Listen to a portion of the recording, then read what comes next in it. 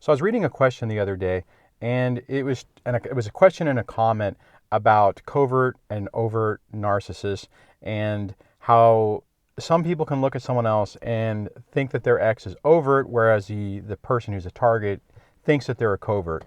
And I thought this was a really good idea for a topic and a discussion, because I can relate to that. A lot of times I say that I think my ex was a covert narcissist or had covert narcissistic tendencies.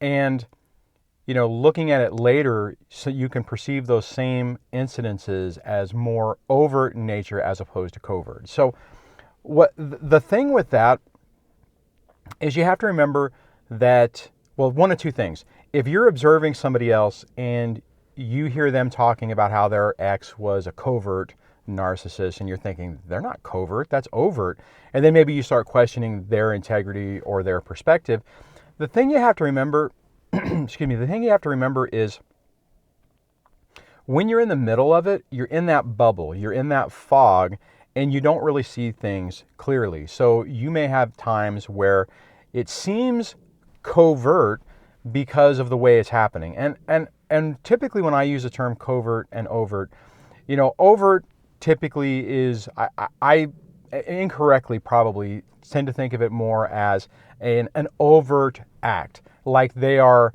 yelling and screaming at you, or maybe they're physically violent with you, or it's an incident where they do something, but there's no remorse for it. They're bombastic about it, and it's more like in your face. Whereas a covert does it more to where you're questioning yourself, thinking, did that just happen?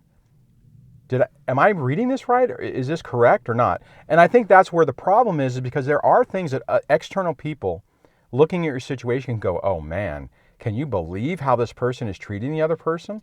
And they see it. They see the emotional abuse. They see the gaslighting. They see all those things. But what they don't see is the subtle manipulation that's happening behind the scenes when, the narcissistic personality type is saying, well, that's not true. I was just trying to be helpful. I wasn't poking you in the eye. I was just trying to make sure you didn't go out looking bad in public. So if you find yourself struggling with this, trying to figure out, well, were they a covert? Were they an overt?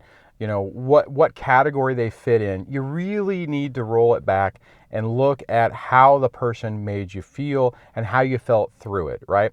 So if, for instance, you knew, or you can look back now and say, I always felt anxious. I always felt upset. I always felt tense.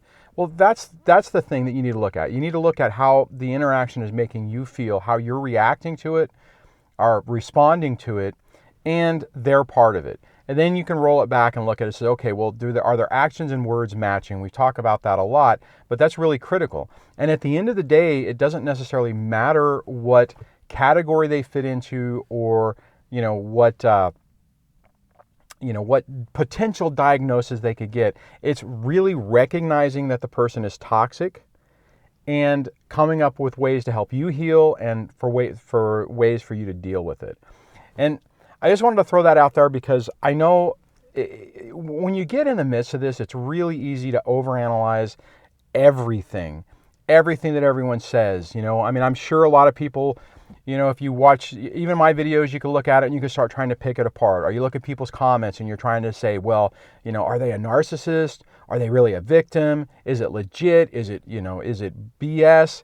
Is it manipulation? Is it a ploy to get more attention, or that victim status? And sure, there's that's going around, but focus more on your recovery and your situation. What I would encourage you, if you see somebody who has a comment, take it at face value, and look at it from, okay, in this situation, what would be the correct course of action? If I was in that situation and that person's experience was my experience, what advice would I want to hear? What advice would be helpful to me?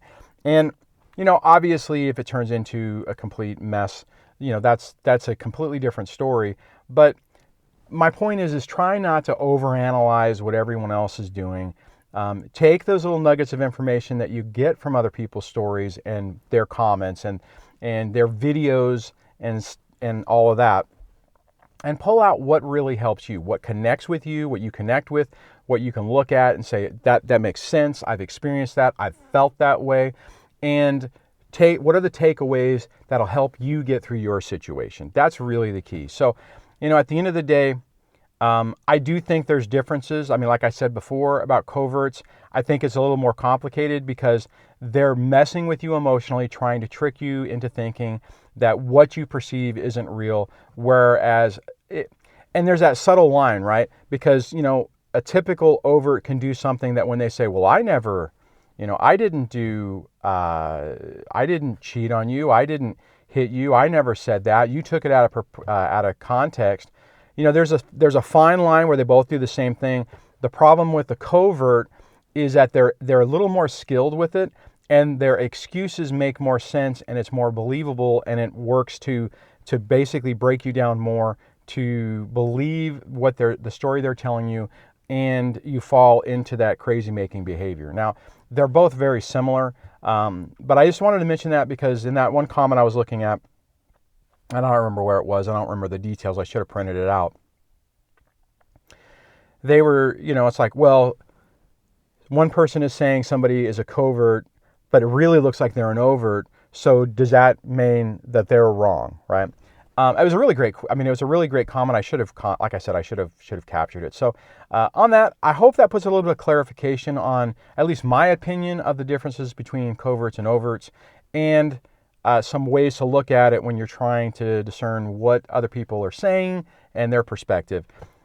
Like I said in my story, and I'll wrap this up, is in retrospect now I can look and I can see things that were really, really overt in my situation, but at the time I couldn't see it. It was always veiled in this, was it bad? Was it not bad?